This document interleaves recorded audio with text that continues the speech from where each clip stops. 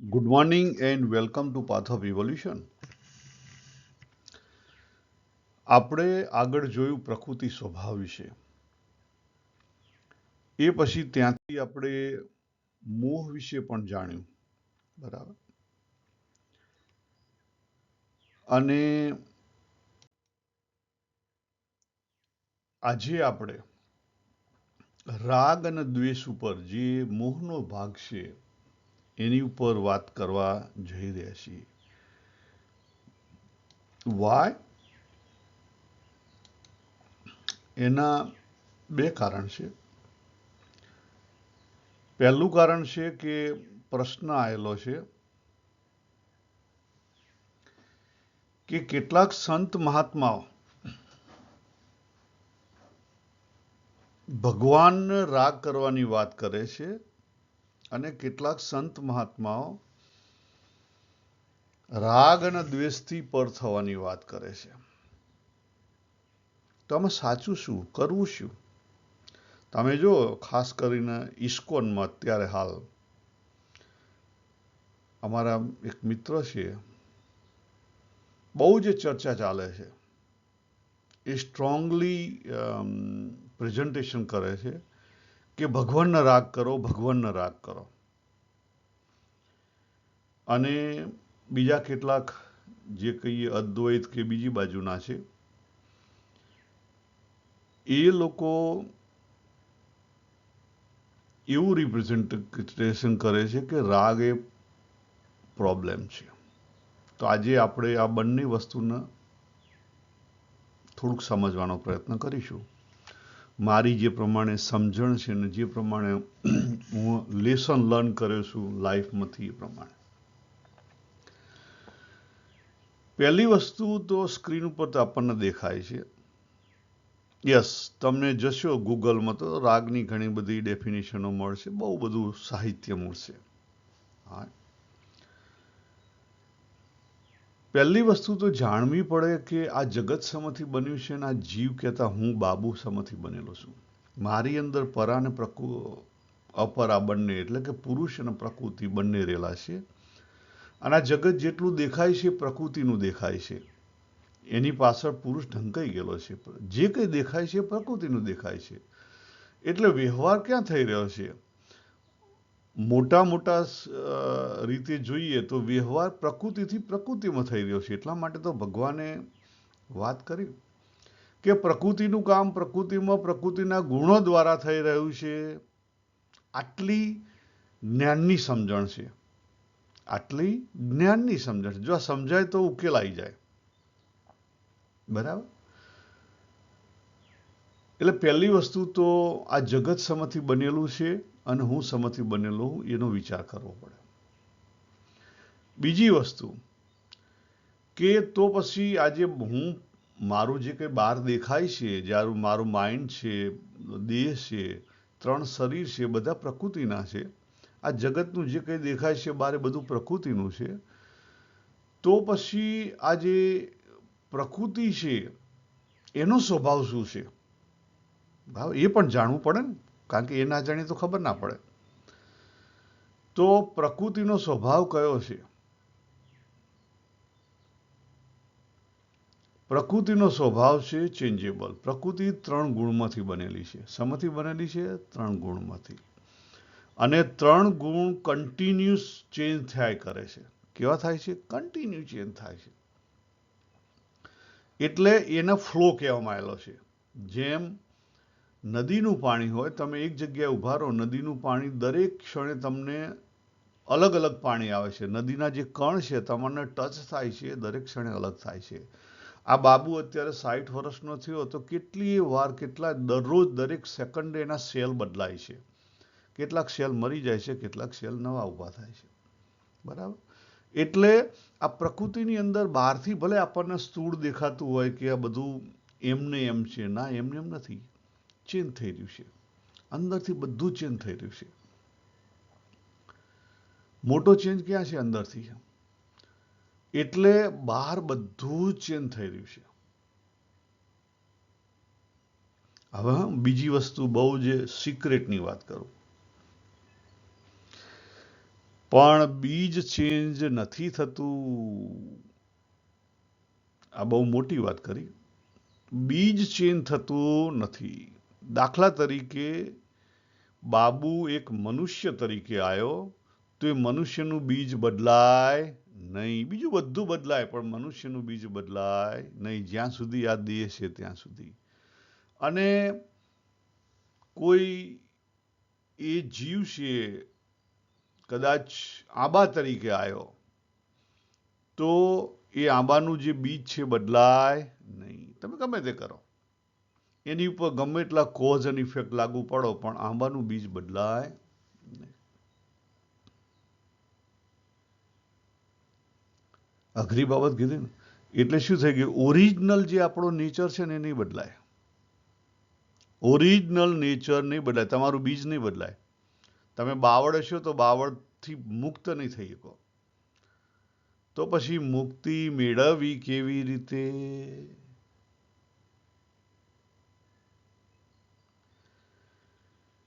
જે રાગની વાત કરવામાં આવેલી છે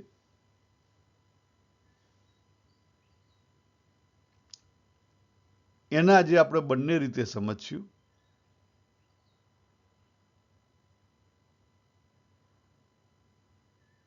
બરાબર. પણ પહેલા જોઈ લઈએ કે રાગનું જે કંઈ વાત કરવામાં આવી છે ભગવદ્ ગીતામાં, તો ઘણા બધા શ્લોકમાં કરવામાં આવેલી છે. મેં અહીંયા શ્લોકના બધા નંબર મૂક્યા છે, બધા તો નથી પણ જે કંઈ મારા હાથમાં આવ્યા છે મૂક્યા છે. ખાસ કરીને 2 શ્લોકની આપણે વાત કરીએ. 3 અધ્યાયનો 34મો શ્લોક. ભગવાને શું વાત કરી કે ઇન્દ્રિયને એના વિષય પ્રત્યે રાગ તો હશે ચોક્કસ. રાગ અને દ્વેષ બંને હશે, એકલો રાગ નહીં હોય. એકલો રાગ હોઈ શકે નહીં. તમને સિમ્પલ વસ્તુ કહું કે મારી જીભ છે અથવા મારી બોડી છે, દેહ છે, બહુ જ ગરમી હોય તો આપણને ઠંડા પાણીમાં નાહવું ગમે, ઠંડુ ખાવું ગમે, આઈસ્ક્રીમ, રાઈટ. એટલે સ્કિન છે એ ઇન્દ્રિય છે, આપણી ચામડી, અને સ્પર્શ એનો વિષય છે. બરાબર. અને એ સ્પર્શની સાથે જે કંઈ જોડાયેલું છે એને ગમે. સિમ્પલ વસ્તુ છે. ઉનાળો હોય અને શિયાળો હોય તો ગરમ પાણીથી નાહવું ગમે. પછી તેલની માલિશ ગમે. યસ, કારણ કે સ્કિનને ગમે. એથી આગળ જો તો સેક્સ કેમ ગમે છે? સેક્સ એ ઇન્દ્રિયનું જ છે. એટલે બધી જ ઇન્દ્રિયોના, એવું નથી કે ખાલી સ્કિન માટે એવું છે. આપણી જીભ છે તો જીભને એના સ્વાદ છે, આંખ છે તો એને રૂપના સ્વાદ છે. બધી જ વસ્તુ જો દરેક ઇન્દ્રિયોને એના પોતાના રાગ અને દ્વેષ છે.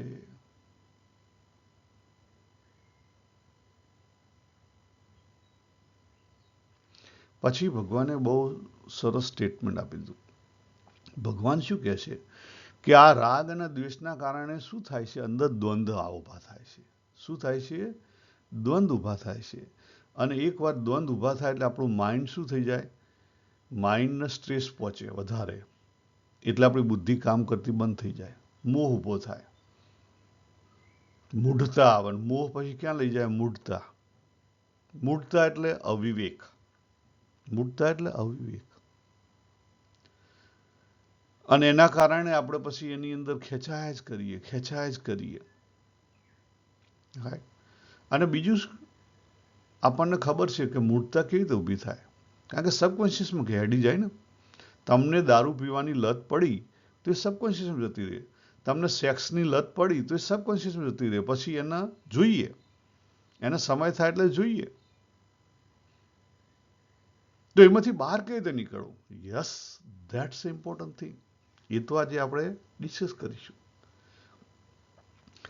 એટલે આજે આપણે ઇસ્કોનનો, અદ્વૈતનો અને આ જે બધા બીજા ઇસ્યુ છે એને પણ આપણે સાથે લઈ લેશું. હવે આટલી વાત ભગવદ્ ગીતાની અંદર જે થયેલી છે, પછી મેં અહીંયા મૂક્યું છે ઘણું બધું કે ભગવાને નિર્દન થવાની વાત કરી છે, અને જીવન છે તો સુખ દુઃખ એ બધા દ્વંદ્વ તો આવશે, બરાબર. એની પણ ભગવાને વાત કરી છે. દ્વંદ હશે, દ્વંદ આ દુનિયામાંથી તમે કાઢી નહીં શકો. રાગ અને દ્વેષ હશે, એને તમે આ દુનિયામાંથી કાઢી નહીં શકો. તમે ઇન્દ્રિયોથી વર્તી રહ્યા છો એટલે તો રાગ અને દ્વેષ હશે, એને તમે આ દુનિયાથી કાઢી નહીં શકો. તો પછી એનાથી ઉપર કેવી રીતે જવું? યસ, એના પહેલા આપણે આ જે વાત કરી કે જીવ અને આ જે જગત છે એનો જે પ્રકૃતિ છે એને પહેલા જોઈ લઈએ અને પછી એને કાઢવા તરફ જઈ લઈએ. તો આ જે સ્ક્રીન દેખાય છે, પ્રકૃતિ એવું નથી કે માત્ર એ એનર્જીનો ફ્લો છે. બહારથી તમને ઘણી બધી પ્રકૃતિ સ્થૂળ દેખાય, જળ દેખાય, બરાબર. તો એમાં ફ્લો નહીં થઈ રહ્યો થયો છે, પણ બહુ સ્લો થઈ રહ્યો. દાખલા તરીકે મને સામે મારી કમ્પાઉન્ડની વોલ દેખાય છે, તો એમાં કાં ચેન્જ આવે છે? આવે છે. એને આવતા બહુ વાર લાગે છે, એમાંય આવે છે. જે કંઈ આ દુનિયામાં છે બધું જ ચેન્જ થઈ રહ્યું છે, પણ એને ચેન્જ થતા વાર લાગે છે. સ્થૂળ છે બહુ, જે બહારનું, એને વાર લાગે છે. દરેકની એક લિમિટ છે. આપણી કદાચ 50, 60, 100 વર્ષ હોય, બરાબર. એ જ રીતે કૂતરા હોય તો 10, 12, 15 વર્ષ હોય. ખ્યાલ આવે? દરેકની અલગ અલગ લિમિટ છે. કોઈ કેટલાક જીવ 1 કલાક માટે આવ્યા હોય અને કેટલાક પર્વત છે તો કદાચ હજારો વર્ષ સુધી હોય અને કેટલાક ટ્રી છે, વૃક્ષ, તો એ કદાચ 100, 200, 500, 1000 વર્ષ સુધી પણ હોઈ શકે. પણ એમાં આપણે જવાનું નથી. ઓવરઓલ જોઈ લઈએ કે પ્રકૃતિ એક એનર્જીનો ફ્લો છે. ભલે કોઈ જગ્યાએ ધીરેથી બદલાય છે, કોઈ જગ્યાએ ઝડપથી બદલાય છે. એ 3 ગુણની બનેલી છે અને ગુણ કન્ટિન્યુ બદલાઈ રહ્યા છે. અને બદલાય છે એના કારણે પ્રકૃતિને ચાલવા માટે 2 પગ છે. કારણ કે એ બદલાય છે, તો બદલાઈ કેવી રીતે શકાય? જ્યારે ચાલવું પડે. ચાલવા માટે એને પોઝિટિવ અને નેગેટિવ 2 પગ છે. જે 2 પગ છે એની વાત ભગવાને રાગ અને દ્વેષ તરીકે કરી. એક રાગ નામનો પગ છે અને બીજો દ્વેષ નામનો પગ છે. કોના છે? પ્રકૃતિના. ભગવાને પ્રકૃતિની વાત કરી 7મા અધ્યાયના 4થા અને 5મા શ્લોકમાં કે પ્રકૃતિના 8 અંગ છે. યસ. પૃથ્વી, જળ, તેજ, વાયુ એટલે પંચભૂત અને 3 મન, બુદ્ધિ અને અહંકાર, 3ની વાત કરી, બરાબર. અને એનું એક્સપાન્શન 24 એલિમેન્ટમાં કર્યું છે.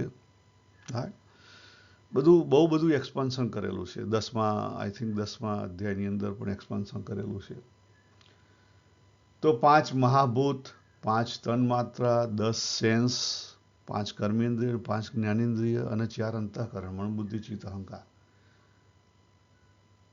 તો ચિત્ત ક્યાંથી આવ્યું? Yes, that's another question, right.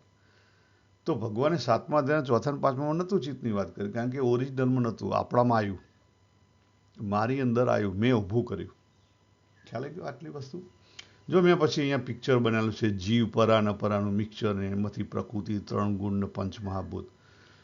અને આપણા શાસ્ત્રો એમાંથી બહાર નીકળવાની જે વાત કરે છે એને પણ મેં નીચે બતાવી છે. આ જો અસંગ, પછી સંયમ અને પછી સમતા. ખ્યાલ આવે? એ આપણે અલગથી જોયું હતું. ભગવાને પણ એની વાત કરી છે કે નિયમ છે અસંગ. નિયમ શેના માટે છે? અસંગના કારણે. પણ જો તમે સંયમ વગર અસંગમાં જાઓ, એટલે કે મનની અંદર રાગ રહી ગયો, ભગવાને વાત કરી બીજા અધ્યાયનો 59મો શ્લોક. મનની અંદર રાગ છે અને બહાર તમે નિયમ પાડવા જશો તો ઊંધા પડશો, કામ નહીં થાય. મનની અંદર રાગ છે અને બહાર નિયમ પાડવા જશો, દ્વેષ કરવા જશો તો ઊંધા પડશો. એ જ વસ્તુ અત્યારે રાગ અને દ્વેષમાં આપણે સમજવાની છે. એ જ વસ્તુ થોડીક ડિટેલિંગમાં છે.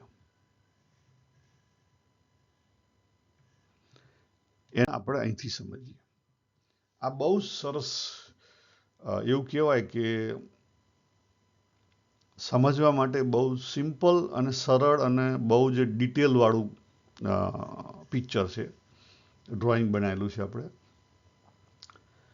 રાગ અને દ્વેષ તમે જો અહીં લખેલું છે. રાગ એક એક્સ્ટ્રીમ છે, બીજું એક્સ્ટ્રીમ છે દ્વેષ. પોઝિટિવ એક એક્સ્ટ્રીમ છે, બીજું એક્સ્ટ્રીમ છે નેગેટિવ. ત્રીજું ભોગ એક એક્સ્ટ્રીમ છે, એનું ઓપોઝિટ છે ત્યાગ. એટલે કોકને દાખલા તરીકે આપણે સંસારી છીએ. અહીંયા એ લેવલ લખેલું છે ને, એ અને ઝેડ. અહીંયા એ લખેલું છે એ અને ઝેડ. એની ઉપર આપણે પહેલા ફોકસ કરીએ કે ભાઈ સંસાર છે તો સંસારના ભોગો તરફ આપણે દોડી દે. સંસારી છે, સંસારના ભોગો તરફ દોડે છે, બરાબર. અને જે એને સાચી રીતે નથી સમજી શક્યો, પરંતુ એને દ્વેષ છે, તો એ શું કરે છે? ત્યાગ તરફ દોડે છે. પહેલા આ સમજી લે રાગ અને દ્વેષ માટે, એટલે આપણને ઇઝીલી ખબર પડશે કે એક સંસારી છે મારા જેવો, એને સંસારનો રાગ છે. અને બીજો કોઈક સાધુ થઈ ગયો, ત્યાગી થઈ ગયો, એને સંસાર પ્રત્યે દ્વેષ છે, તો ત્યાગી થઈ ગયો. પણ બંને શની અંદર છે? બંને દ્વંદ્વની અંદર છે. બંને શની અંદર છે? દ્વંદ્વની અંદર છે. જો તમે સંસારનો ત્યાગ કરી અને સાધુ થયા તો ગયા, અને જો તમે સાધુતાનો ત્યાગ કરીને સંસારી થયા તો પણ ગયા. બહુ વિચિત્ર કીધું. સાધુતાનો ત્યાગ કરીને સંસારી થયા તો ભોગી બન્યા, અને સંસારનો ત્યાગ કરી અને સાધુ થયા તો માત્ર વૈરાગી બન્યા. સંન્યાસી નહીં, માત્ર કેવા થયા? વૈરાગી થયા, દ્વેષવાળા થયા. હવે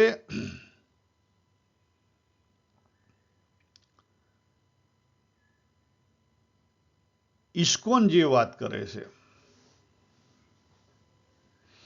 કે ભગવાનમાં રાગ કરો, પણ જ્યાં સુધી સંસારમાં રાગ છે ત્યાં સુધી ભગવાનમાં રાગ થઈ શકે નહીં. બધા જ ભક્તિ માર્ગવાળા ભગવાનમાં રાગ કરવાની વાત કરે છે, નિયમ ધર્મ પાળવાની વાત કરે છે. યસ, નિયમ ધર્મ જરૂરી છે એક હદ સુધી. નિયમ ધર્મ દેહથી પડાય છે તો એનું કોઈ મતલબ નથી. નિયમ ધર્મ મનથી પડાય તો જ એનો મતલબ છે, બાકી કોઈ મતલબ નથી. તો શું કરવું? પ્રોબ્લેમ છે. કારણ કે બહારથી તમે નિયમ પાડો છો કે ભાઈ મારે ડુંગળી લસણ નથી ખાવા, પણ અંદર ડુંગળી લસણ ખાવાની ઈચ્છા થાય છે. ક્યાંક ગોટાવાળાની લાઈનમાં લારી ચાલે છે અને ઊભા રહ્યા, સ્મેલ આવી, તરત જ મન ત્યાં ખેંચાય છે.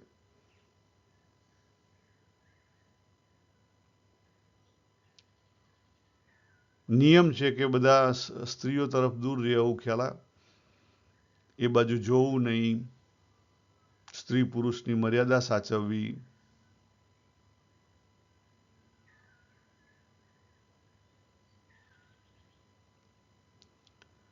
પરંતુ કોઈ સારું પાત્ર દેખાય એટલે મન તરત તે બાજુ ખેંચાય છે. કરવું શું? હવે અદ્વૈત વાળા એવું કહે છે કે રાગ અને દ્વેષ બંનેને નહીં રાખો. પણ બંનેને રાખવા કેવી રીતે નહીં? કારણ કે છે એને કાઢવા કેવી રીતે? એટલે એનું તો ત્યાં કંઈ રૂપાંતર નથી. એ તો ખાલી શબ્દોથી સમજાઈ દેશે કે ભગવાને ભગવદ્ ગીતામાં કીધું છે કે દ્વંદ્વોથી પર થો. એમ ના આવે. તો કરવું શું? તો એની આપણે વાત કરી લઈએ. બે રસ્તા બતાવું તમને, અને બંને રસ્તા સાચા છે. તમે જો કાશ્મીરી સવિજમ અને હિન્દુ આ વૈષ્ણવ બંને સાથે ભેગું કરો ને તો તમને ઘણી બધી વસ્તુની ક્લેરિટી જલ્દી મળે. પહેલો રસ્તો છે કે તમારે સપોઝ નિયમ ધર્મથી જવું છે તો સમજો, જે કોઈ નિયમ પાડો એને સમજો અને એને પાડતા પહેલા એને ટેસ્ટ કરો. જ્યાં જ્યાં તમને વધારે ખેંચાણ છે ને ત્યાં ટેસ્ટ કરો. બધી જગ્યાએ ટેસ્ટ કરવાની જરૂર નથી. વધારે ખેંચાણ છે ત્યાં ટેસ્ટ કરો. ભાગીને નહીં, જાગીને કરો. દાખલા તરીકે હું સંસારી બન્યો, લગ્ન કર્યા, બરાબર. પછી સપોઝ તમને પૈસાનો મોહ હોય તો ચેક કરો, થોડુંક વિચાર કરો કે અંતે મને શું જોઈએ છે. અંતે મને સંતોષ જોઈએ છે, શાંતિ જોઈએ છે, તો ક્યાંથી મળે છે, બરાબર. ચેક કરો થોડુંક. અને પછી જ્યાં જે વસ્તુ જરૂરી નથી એની અંદર હલવાશો નહીં. લોકોના જે મોરા પહેર્યા છે બધા મૂકી દો, જે ખોટું ઉપાધિ ઊભી કરેલી છે મૂકી દો. તો એનો અર્થ એવો છે કે જોબ નહીં કરવી? ના, એનો અર્થ એ નથી જોબ નહીં કરવી. તમે જ્યાં છો ત્યાં જાગી જાઓ, એટલો અર્થ છે. તો ધીરે ધીરે ધીરે ધીરે તમે ખરવા માંડશો. તમે અતિમાં નહીં જાઓ. જો અતિમાં નહીં જાઓ, એક યાદ રાખો, તમે અતિમાં નહીં જાઓ. જ્યાં છો ને ત્યાંથી ધીરે ધીરે ધીરે મધ્યમમાં આવી જશો. તમારા આમ કેટલુંક નેગેટિવ હશે ને કેટલુંક પોઝિટિવ હશે, બંનેમાંથી મધ્યમમાં આવી જશો. પણ કેવી રીતે? એને જાણીને, જે કંઈ ભોગવવા જેવું એને ભોગવીને, જાણીને, બધું જ. દાખલા તરીકે તમને કંઈક ખાવાનો બરાબર રશિયા હો તો એને ઓળખો. તમે લગ્ન કર્યા તો સેક્સને ઓળખો. ઊંડા ઉતરો થોડા. તમે પૈસા કમાવો છો તો એને ઓળખો. તમને કોઈ શોખ છે તો એને ઓળખો. દરેકને ઓળખીને અંદર ઊંડા ઉતરો અને ધીરે ધીરે ધીરે ધીરે ધીરે તમે એની ઉપરવટ આવી. એટલે એ માર્ગ કયો આવ્યો? મધ્યમ માર્ગ. અહીંયા આ મધ્યમ આવ્યા. અને મધ્યમ માર્ગમાં આવશે તો સહજતા આવશે, તો પછી સમર્પણ પણ આવશે. એ પહેલા નહીં આવી. સીધું સમર્પણ આવે નહીં. આપણે સીધું સમર્પણ કરવા જઈએ છીએ, ખોટું પડે છે. એટલે આ એક રસ્તો છે કે તમે વચ્ચે આવો અને છેલ્લે તમારામાં સહજતા આવશે અને સમર્પણ આવશે. દાખલા તરીકે જે બૌદ્ધ માર્ગ છે, જેણે ભગવાનની વાત નથી કરી, પણ ભગવાનને સમર્પણ કેવી રીતે કરવું, ડિવોશન્સ કેવી રીતે લાવવું, તો ત્યાં બહુ જે સહજતાની વાત કરેલી છે.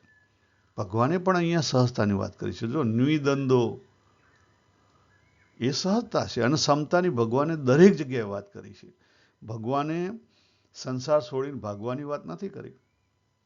હવે બીજો માર્ગ કરું તમને કે ઈશ્વરનો માર્ગ ખોટો છે? ખોટો નથી.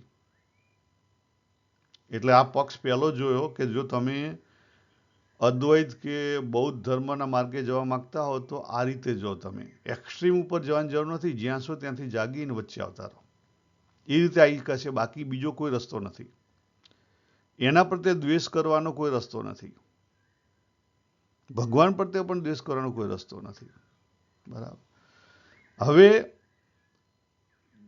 જે ભક્તિ માગે છે ભગવાન, આપણે કહીએ કે ભગવાનમાં રાગ કરો, પણ જ્યાં સુધી સંસારમાં રાગ છે ત્યાં સુધી ભગવાનમાં રાગ થાય નહીં. આપણો સંસારનો રાગ ખોટો છે? ખોટો નથી, પણ અધૂરો છે. તો શું કરવું પડે? હા, તો સંસારનો જે રાગ છે દરેક રાગને ઓળખો. એ રાગને ઓળખશો તો તમે જોયું આ જે તીર નીચે આવે છે એ પ્રમાણે તીર અહીંથી ઉપર જશે, અહીંથી ઉપર જશે. તમે એક્સ્ટ્રીમ, તમને ભોગની ઈચ્છા છે તો એક્સ્ટ્રીમમાંથી તમે ઉપર જઈ શકશો. યસ, પણ એક્સ્ટ્રીમમાં જાગી જશો તો. પણ એ બહુ જ અઘરો માર્ગ છે. તમે એક્સ્ટ્રીમમાં નહીં જઈ શકો. તમે જો ઇસ્કોનમાં છો તો તમે એક્સ્ટ્રીમમાં નહીં જઈ શકો. દાખલા તરીકે તમને ખાવા પીવાનો બહુ જ શોખ હોય એક્સ્ટ્રીમ, તો એક્સ્ટ્રીમમાં તમે જઈ શકો? ના જઈ શકો. કારણ કે ત્યાં તો બધા નિયમો આવે, દેખાદેખી આવે, બહારના બધા રિસ્ટ્રિક્શન આવે. લોકોના સમાજમાં રહેતા તમે ના કરી શકો. તો તમે એક્સ્ટ્રીમમાં ના જઈ શકો. દાખલા તરીકે કોકને દારૂ છે તો દારૂમાં એક્સ્ટ્રીમ ઉપર પહોંચે ત્યારે એને ખબર પડે કે સારું દારૂ એ શું છે. અઘરો, બહુ અઘરો માર્ગ છે. આપણા રાજા મહારાજાઓ હતા એ જાગી નહીં ગયા, પહોંચ્યા હતા એક્સ્ટ્રીમમાં, ધનના એક્સ્ટ્રીમ. પછી આ દારૂ અને માદક પદાર્થોમાં એક્સ્ટ્રીમ. પછી સ્ત્રી અને સેક્સમાં એક્સ્ટ્રીમ, બરાબર.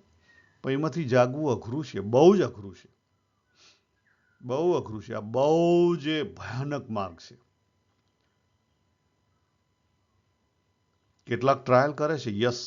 તમે જો કાશ્મીરી સવિજમમાં માર્ગ બતાવેલો છે, તાંત્રિક સેક્સ ને બધી, પણ એ બહુ જ સાધના પછી થાય. એટલે એ માર્ગ કોઈને પચ પડે એવો નથી. એટલે હું તો એવો એ માર્ગ રેકોમેન્ડ જ નથી કરતો કે તમે બહુ એક્સ્ટ્રીમ દ્વેષમાં હોય ત્યાંથી ઉપર જો, કે બહુ એક્સ્ટ્રીમ ભોગમાં હોય ત્યાંથી ઉપર જો. એ આપણા માટે નથી. અને એટલા માટે જ ભગવાન ભગવદ્ ગીતામાં સમતાનો માર્ગ આપે છે.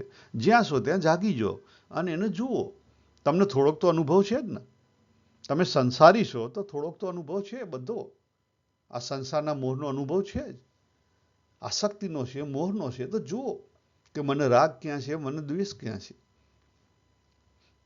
અને પછી એને મૂકી દો. એને મૂકીને આગળ નીકળશો તો જ મેળ ખાશે. મૂકી દેવાનો એનો અર્થ એવો નથી કે તમને અનુભવ નહીં થાય. કે દાખલા તરીકે ગરમી છે તો ગરમીનો અનુભવ થાય, પણ એની કમ્પ્લેન કરવાનું બંધ કરી દો તો ઓટોમેટિકલી મન છે એ બાજુથી નીકળી જશે. ભગવાને જાગવાની વાત કરી છે, ભાગવાની વાત નથી કરી. અને આપણે બધું ભાગવા તરફ જઈએ છીએ. આપણે ત્યાં બે વસ્તુ થાય છે. એક ભાગવા તરફ જાય છે અને બીજી વસ્તુ શું છે? ફોર્સ. ભગવાન તરફ રાગ કરો. પણ ભગવાન તરફ રાગ થાય નહીં જ્યાં સુધી સંસાર તરફ રાગ છે ત્યાં સુધી. ઇમ્પોસિબલ. તો પછી એવા ખોટા ધતિંગ કરીને તમે તમારું બીજ શું કેમ બગાડો? આપણે આપણું જે બીજ છે એને બગાડીએ છીએ. આપણું ભગવાન ભગવદ્ ગીતામાં એક જ મેસેજ આપે છે કે તારું જે રસ રુચિનું અંગ છે એને પહેલું ઓળખ.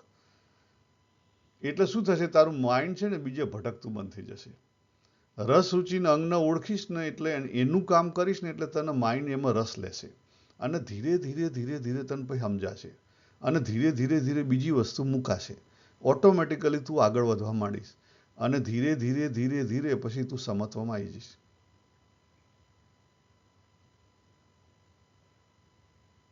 તો આની ઉપર તમે ચિંતન કરજો, થોડાક ડીપ જજો, ખબર પડશે. તો આપણે અહીંયા પૂરું કરીએ. સર્વેને જય શ્રી કૃષ્ણ. હરિઓમ તત્સત. હરિઓમ તત્સત. હરિઓમ તત્સત.